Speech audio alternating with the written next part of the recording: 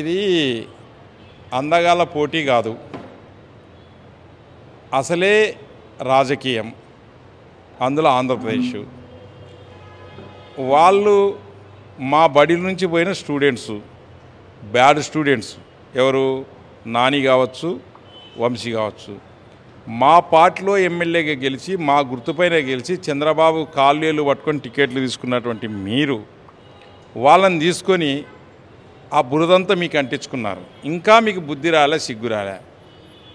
ఒక ముఖ్యమంత్రిగా పనిచేసినటువంటి మీరు లోకేష్ కన్నా అందగాడు, చంద్రబాబు కన్నా అందగాడు, మరి వంశీ వీళ్ళకు పోటీ అంటున్నావు. మరి నువ్వేమవుతావు? వంశీ నాని పోటీ అనుకోండి, ఎవరికి? మాకు మీరు చెప్పిన. మరి నువ్వేమవుతావు? ఒకసారి ఒక మాట్లాడేటప్పుడు, ఒక విమర్శ చేసేటప్పుడు అయ్యా మా వాడిని అన్యాయంగా అరెస్ట్ చేసినారని చెప్పాలా నువ్వు తెలివైనోడైతే. అందగాడు కాబట్టి మా వాళ్ళని అరెస్ట్ చేస్తారు, ఈయనకంటే అందగాడని చెప్తే ఇది ఏంది? ఇది నవ్వుకోవడానికి చిన్నపిల్లల కన్నా అధ్వానంగా మాట్లాడుతున్నాడు. ఒకసారి ముఖ్యమంత్రి హోదాలో పనిచేసినటువంటి నీవు ఒక ప్రతిపక్ష నాయకుడని చెప్పుకుంటున్నావు, సోకాల్డ్ ప్రతిపక్ష నాయకుడని. నువ్వు ఎట్లా విమర్శ చేస్తున్నావు? ఒకసారి మీరే అది మరి వినండి. జగన్ గారికి నేను ఏం చెప్తున్నా అంటే, మీరు ఏదైతే విమర్శ చేసినా అది విని మీకు నచ్చుతుందా చెప్పండి.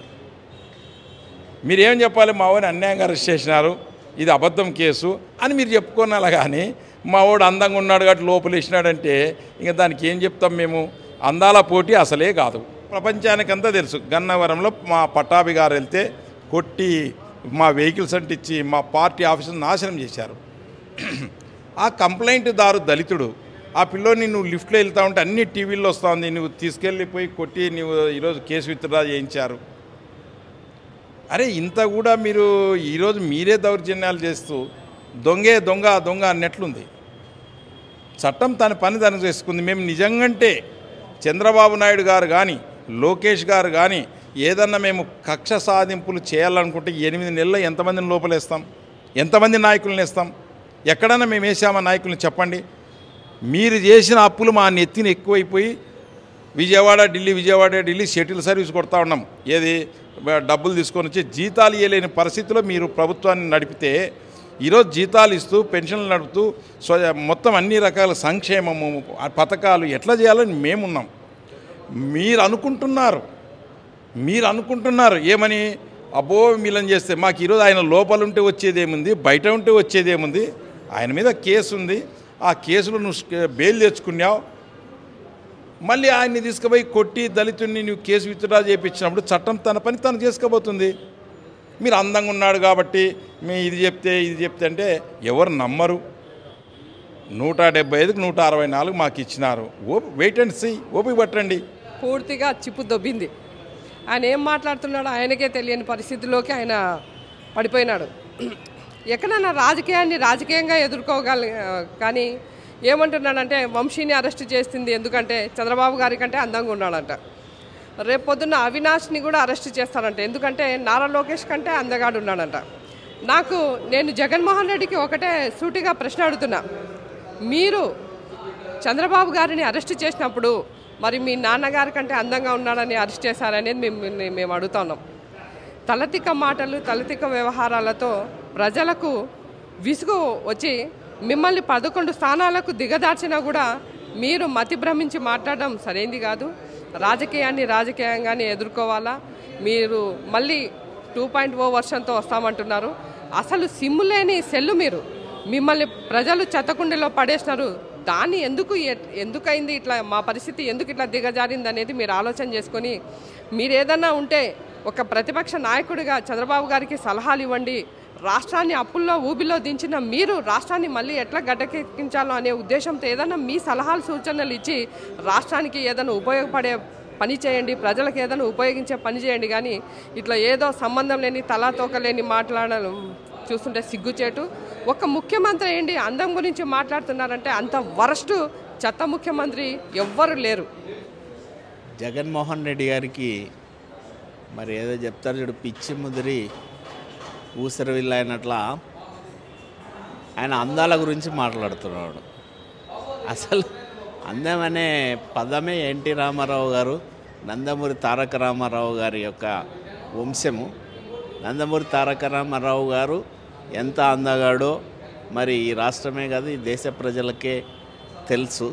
ఆయన ఏ వేషం వేసినా కూడా కృష్ణుడు, రాముడు, వెంకటేశ్వర స్వామి ఇట్లా అంటే ఆయన వేసిన వేషాన్ని అంతా ప్రజలు దేవునిగా మనసులో పెట్టి కొలిచిన ప్రాంతం ఇది.